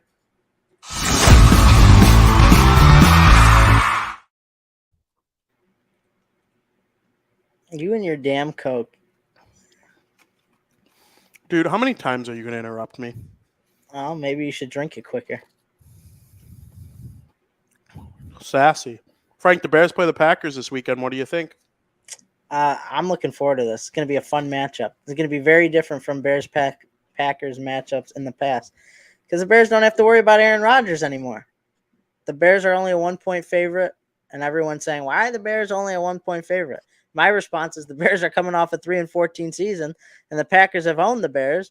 The Bears haven't proved anything to be more of a favorite, but I do think the Bears are going to get the win on Sunday against the Packers and start the season off on a high note. And I'll go to say that they even win 24-17. Wow. Very good. I'm going to pick the Bears to win too. I hope they win. I think there's a chance they win. I don't get why people think they deserve to be anything other than a 1-point favorite. You're lucky they're a favorite at all. They're like 6-20 against the Packers in the last 26 matchups. They haven't beat them since 2018 when they clinched the division. Shut up with all that Bears optimism. You're going to jinx them. They've sucked for most of your life. Get that out of here, that cockiness. Because they signed Yannick Ngakoue in the offseason. They're going to win the Super Bowl now. I mean, chill the H out. I think they have a chance to win. I'm going to pick them to win. But, that Green Bay team, they had Brett Favre, okay? And Mike Holmgren didn't even want to play Brett Favre. They played Brett Favre. All of a sudden, Aaron Rodgers comes to town. They bench him for 4 years. And when he starts, he ends up being better than Favre. And now we're just going to assume that Jordan Love stinks. I'm not buying it. I'm not positive he's going to be good.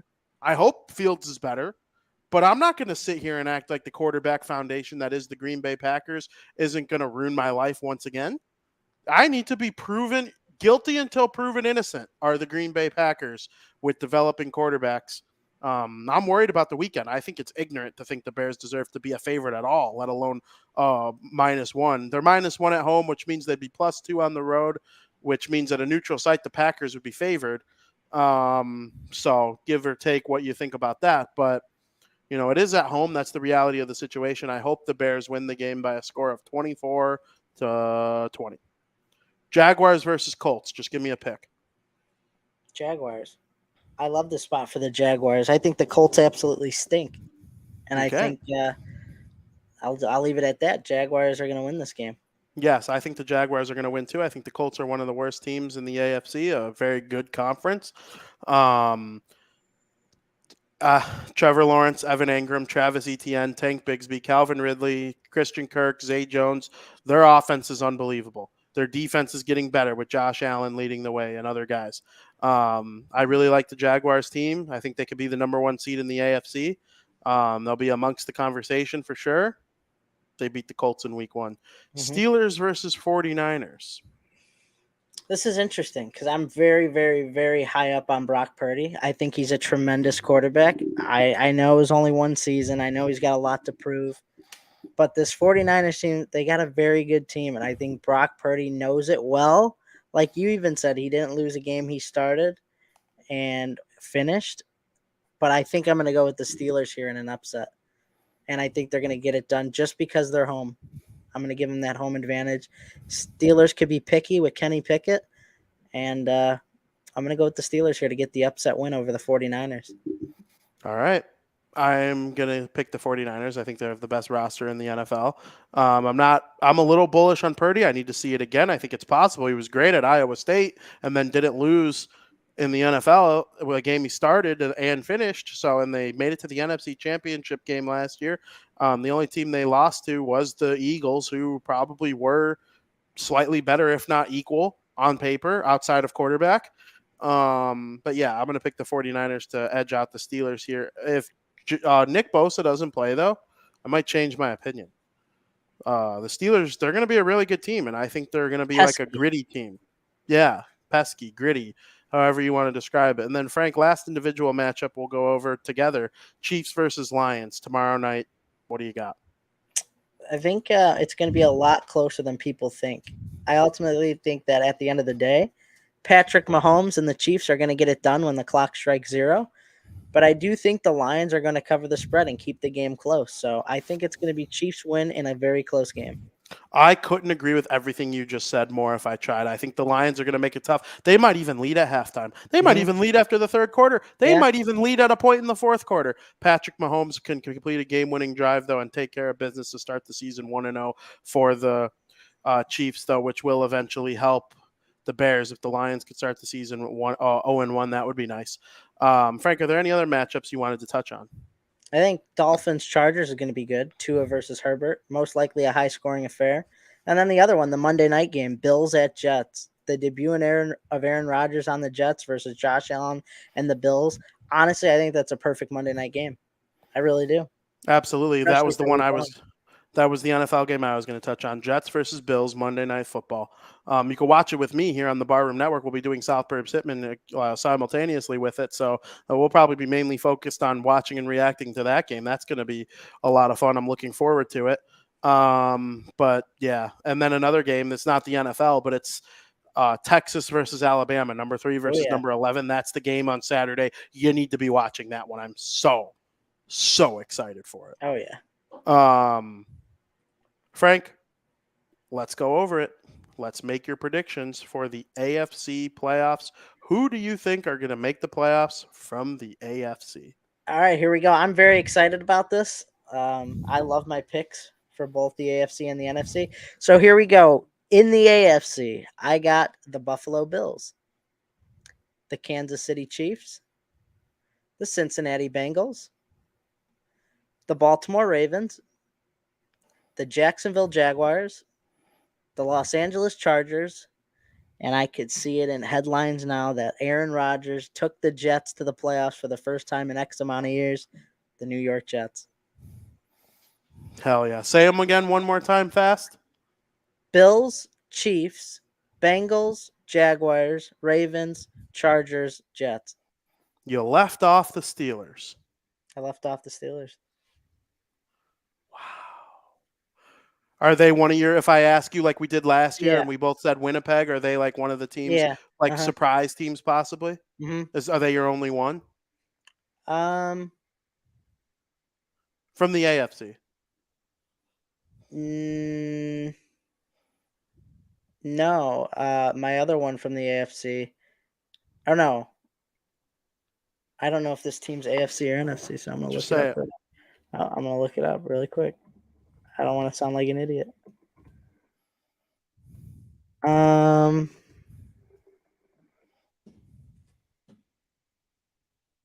Well, they are the AFC, I think. Yeah, the Dolphins. Yeah. Okay. Dolphins would be my. I left the Dolphins off. Okay. I did. It's a bit shocking. I understand because I know Dolphins could have a very good year, but I wanted to ride with the Dolphins. Are in what division again? Refresh my memory. They are in the East with the But Bills, Jets, Patriots. so the way I looked at it is that I think the Bills are going to end up winning that division, and I think Aaron Rodgers is going to help lead the Jets to the postseason. And listen, Tua has many more years to come. The Aaron Rodgers era will come to an end sooner rather than later, and that'll be Tua's time. I don't see three teams coming out that division and making the playoffs, so that's why I left the Dolphins out of it. But they would be one of my bubble teams, or not even a bubble team, but yeah, one of my teams that would make the playoffs. Them and the Steelers are probably my two. Understood. All right. I have as the NFC or the AFC East winner the Buffalo Bills, the AFC North winner the Cincinnati Bengals, the AFC West winner the Kansas City Chiefs, and the AFC South winner the Jacksonville Jaguars. And then the three teams that I have at large making the playoffs are the Baltimore Ravens, the Miami Dolphins, and the New York Jets. I do think the Jets are going to make the playoffs. I have the Steelers and the Chargers as teams that could prove me wrong, bump out a team like the Dolphins, bump out a team like the Ravens if Lamar Jackson isn't healthy. This is assumed that all quarterbacks are healthy. No healthy Lamar Jackson, no Ravens in the playoffs. I think that's pretty clear for every team. So you got three teams coming out of that division. Yes. Yes. It's going to be tough. Very good division. Very And good division. I think the Patriots are going to make teams mad. They're not going to win, but they're going to make teams mad. They entered Week 18 last season, the final week of the season, in a playoff spot, and they choked. Yeah. So the Patriots, they're not. I don't think they're going to make it. They're not even really. I think the Steelers and Chargers are not making it, and still better than the Patriots. But those are my teams. All right, that's Frank. Fair. Do the NFC. The NFC. I didn't have the division winners listed because I was just unsure of one division. Of one division, I was like kind of on the fence for. But I'm just gonna name them the way I have them written down. Mm-hmm. I have the New Orleans Saints because I do think they're gonna win their division. The Detroit Lions, the Minnesota Vikings, the Philadelphia Eagles, the San Francisco 49ers, the Seattle Seahawks, and my sleeper that I think is just, I don't know why I'm so high up on this team. I really like their quarterback, the Washington Commanders. Nice. I like Sam Howell. I like Terry McLaurin. I think they got a good team built here. Listen, they were pesky last year. They ended the Eagles' undefeated streak.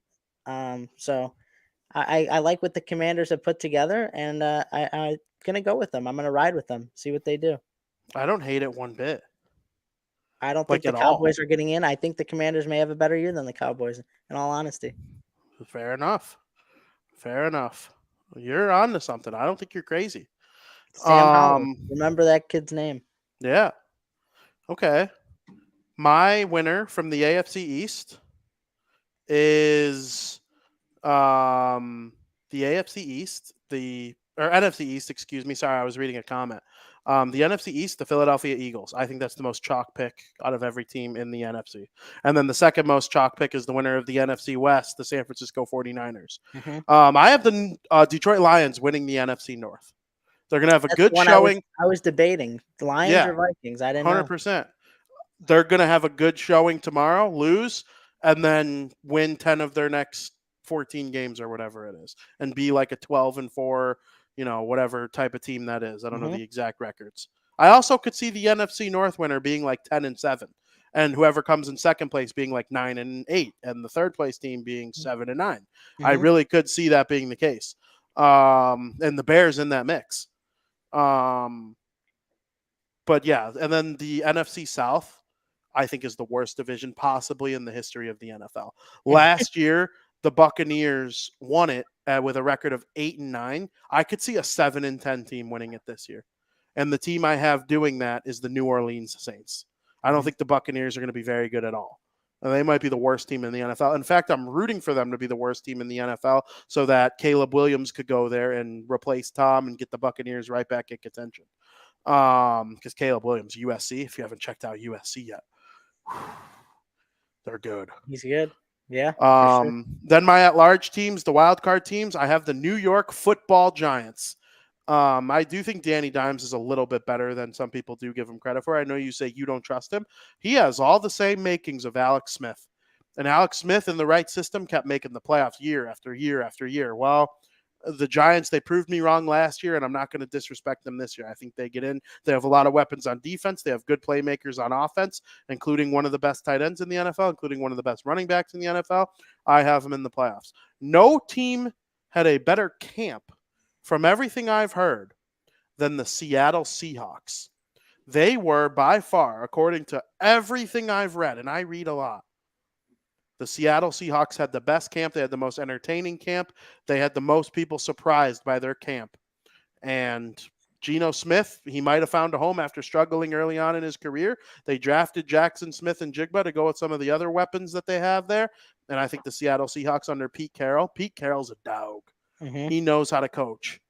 And they're young. They're very young. And that could keep them off this list by the end of the season. Sometimes young teams struggle. But the young Seattle Seahawks, I'm taking them to make the playoffs. And then my final team, I added them last second, the team I'm adding here. I'm making a last-minute decision here because I only wrote down 6 from the NFC, so I can decide right here, right now. I'm picking the Dallas Cowboys. I don't like the Dallas Cowboys. I don't think they're good. I hope they miss. I think they might miss. But the other at-large teams that I have that could be like sleepers are the Vikings, Panthers, and Falcons. And the only reason I have the Panthers and Falcons is because they could win that bad NFC South. You get what I'm saying? They'll be in the hunt late in the season, even though their records are way worse than some other teams, because they're only one game out of the bad division. You know what I'm saying? The division winner's automatically in. So if the Saints enter Week 18 6-10, and the Panthers are entering Week 18 5-11, or I guess 5-9, whatever it is, they could take over the division in the last week of the season, even though they stink. Right. So that's why I have them as a sleeper to make the playoffs, but not as a wild card team. I just want to preface that. But the Cowboys, Dak Prescott's okay. He's not a top 10 quarterback in my opinion, but he's good enough where with the weapons that they have and the really good playmakers that they have on defense, CeeDee Lamb, Pollard, they're going to help them score some points. I picked the Cowboys as the 7th team. Interesting. Yeah, I'm really like the Commanders this year. I really do. I hope you're right. Oh, I hope you're right. Let's go Commanders. I think they're going to have a big showing Week 1. They play the stinky Cardinals, I'm pretty sure. They're home against the Cardinals. That should be easy. Yeah. Yeah. So I do. I like their schedule. I like their team. We'll see what happens. Absolutely. All right, Frank, out of all those teams that we named, who are legit Super Bowl threats? I think there's 6. I think there's 5. Go ahead. I think the Chiefs, the Bills, the Bengals, the Eagles. I didn't want to choose this pick, but I think that if this team's on and there's quarterbacks on, then, they're going to be a threat. But I also could see them bombing out in a big way, too. Got the Baltimore Ravens. Wow. I just want to see how, what's his name? Lamar Jackson responds after signing that big contract, I think he'd go either way.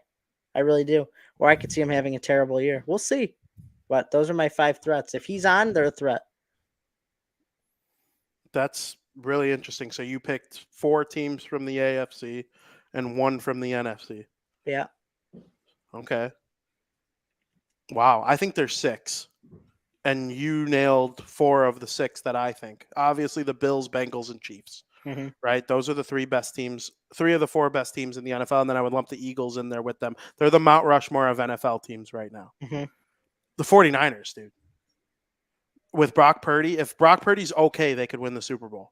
If they had Kirk Cousins, they'd be like the favorite, in my opinion. Just a B-plus quarterback. If they had this Coke worth of quarterbacks, they would be like a legitimate Super Bowl threat. And I think even with Mr. Irrelevant, I think if I could take one roster minus quarterback in the NFL, it would be the 49ers. And I'm adding the Jaguars, man. Their defense is going to take a step forward this year, and nobody has more fantasy-worthy offensive pieces than the Jaguars. Can you name a team that has 7 pieces on offense that are worth drafting? The Chiefs no, not even really. I mean, the Jaguars are going to be so sick. They play in the worst division, and one of their hard games is in London. So it's a neutral site at a field that favors them because they go to London every year. Mm-hmm. No other team goes to London every year. The Jaguars do. And they're going twice. They're staying there for 2 weeks. But one of them is against the Bills. They could beat the Bills in London. Not saying they will. We'll cross that bridge of predictions when we get there. But they could beat the Bills in London. There's no doubt in my mind they could. And shit, I think they would have beat the Bills in the playoffs last year. The Bills were dead by the time the playoffs came around last year. They almost lost to the Dolphins. Who beat the Bills last year? Was it the Chiefs? Was it the Bengals? No, it was the Bengals. You're right. It was the Bengals. Yeah. They smoked them. I think it was. All right, Frank, your Super Bowl prediction. It's one of those 4 teams versus the Eagles. Bills, Eagles. Bills, This Eagles. is going to be the year that Josh Allen doesn't get his name dragged through the sand. Hell yeah. Dude, imagine that Super Bowl party. Buffalo wings and Philly cheesesteaks. 2 of my top 5 favorite foods. Bills, what a Eagles. food Super Bowl that would be. Josh Allen has taken a little bit of heat over the past few years. This is the year he breaks out and wins the Super Bowl. I think he's going to win the Super Bowl. But we'll cross that bridge, too, when we do Super Bowl predictions later on. Well, that's now. That's what we're doing. Oh, you think the Bills are going to win the Super Bowl? Yeah. Mm-hmm. Okay. Wow. Very interesting. Okay, Frank. I think the San Francisco 49ers are going to be the NFC champions facing off against the Cincinnati Bengals as the AFC champions. And the Bengals are going to win the Super Bowl for the first time in Joe Burrow's career and go into the offseason finally with that Super Bowl ring. Okay. I like that. That's where I have that. We didn't choose the Chiefs, which is good. Can't go with chalk. Yeah, I don't want to pick the Chiefs. Listen, fan-sided guy, let's go Chiefs. Mm-hmm. Let's go Bengals, too. Joe Burrow, saw him at LSU. You know how I feel about that. I love Joe Burrow. He's my fantasy quarterback in each of my fantasy leagues. So love that. Go Joe Burrow. Love that for you. Love that for you. We'll see what you could do tonight. Hope he stays healthy. League. Yeah. Guillotine League draft tonight. Yep, 8 o'clock. All right, Frank. Let's end the football show with America's favorite podcast segment of the week, Breaking Bets.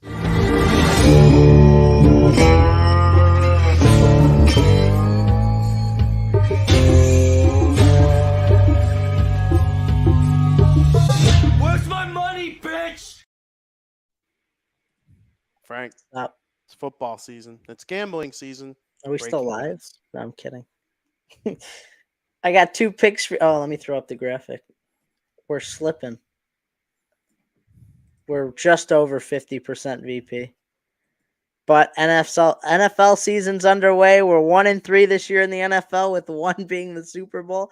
I know you like to make fun of me for that, but now's the time to shine. I'm going to start off with an MLB pick, though. We still got MLB before we get to the NFL.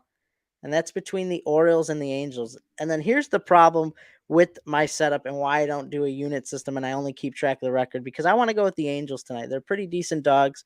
They've sucked. You got Kyle Gibson, who's pitched pretty well, but his stats kind of stink. He's just got runs in front of him. That's why his record's so good. Against Patrick Sandoval for the Los Angeles Angels. The one thing that caught my eye about this game is that when I checked, 99% of the money is coming in on the Orioles money line, and 94% of all money line bets are on the Orioles. That's just absolutely ridiculous for a line as close to a pick'em as you could get. Not quite a pick'em, but just a hair above a pick'em. That is absolutely insane with Kyle Gibson pitching on the road. He hasn't been that good. He's got a good record, but that's because the Orioles score a ton of runs, and that's why his record's inflated like that. But his ERA kind of stinks, especially on the road. I don't trust it. The Orioles are going for a sweep, but I'm going to ride with the Angels in this situation in hopes they could stop their 5-game losing streak. The risk on the Orioles isn't worth the reward in the long run. Even if the Orioles pull out the win, it's not worth it in the long run. There's more value, more bang for your buck taking the Angels money line at plus 120. Plus, there's an opportunity that Shohei Ohtani returns to the lineup. He wanted to return yesterday. The manager didn't let him, but maybe he returns tonight. And if that's the case, obviously that helps tremendously too. My second pick is for the game tomorrow night. Football's back, VP. The first game of the NFL season's upon us, and I cannot wait for this game. From first glance, everyone might be thinking the Chiefs are going to blow out the Lions. Chiefs are going to blow out the Lions, but I'm the opposite. As we said in period number 3, the Chiefs have some holes in their defense that need to be filled, and the Lions have developed a much better team building off of last year. In the end, I do think the Chiefs prevail at home in Arrowhead Stadium with Patrick Mahomes in a primetime game. However, I think this is a tight game the whole way with the Lions being able to cover the spread. I would jump on it now. The line opened up at 6.5 for the Chiefs. Now the Chiefs are only 4.5 favorites. So don't let it get out of hand. Get it while you can. I like the Lions plus 4.5 at minus 110. Good picks there, Frank. Good picks there. Should be interesting. NFL's back, baby, so let's roll. NFL's back. Let's get to it. We can't thank everybody enough for watching our show today. It has been an absolute pleasure talking football with each and every one of you. Bacha Galoop, how you doing? We'll be back with Devils really soon. Really soon. Very much looking forward to that and all the great stuff here on the Barroom Network. Frank, it's been a mostly football show, but that's because it's Merry Football Eve up in here. And, make sure you're catching up with all the shows here on the Barroom Network that are keeping you up to date with football. I'll be back tomorrow with Crosstown Crosstalk, talking some baseball and football. We'll preview the Chiefs and Lions a little bit more. We'll know a little bit more about what's going on with Nick Bosa by that point in time. And, I can't wait to talk about it. And I can't wait to hear how all of you are doing with your fantasy football teams and whatnot. We got a Guillotine League tonight, Frank. Very excited about that. I can't thank everybody in the chat. Tom, Skokes, Bachagaloop, you guys are amazing. Everybody watching that didn't comment, unbelievable. Very fun stuff. Love you all. Frank, anything you got to say before we head on out of eat? I'm excited for the Guillotine League. I really am. It should be a fun draft. I think I picked 14th, which kind of stinks, but, there'll be many options available. And the way the Guillotine works, you're never out of it. You pick up players that are chopped. I'm looking forward to it. It's going to be fun. Hopefully I can get a dub. Take down the reigning champ VP. The reigning champ VP right here. And make sure you follow on, all the socials. Follow at the King Bean on Twitter. I'm at Vinny Parisi on Twitter. Read all of our stuff at Fansided. They all run through our Twitter accounts, so you could go check out all that stuff, read all the stuff, listen to all the stuff at the Barroom Network. It's football season, so the network is in full gear at this point. And I will see you guys tomorrow. Frank will be back with us on Bardown talking hockey 1 week from today. Training camp's coming up soon. Let's go. As always, thank you for listening.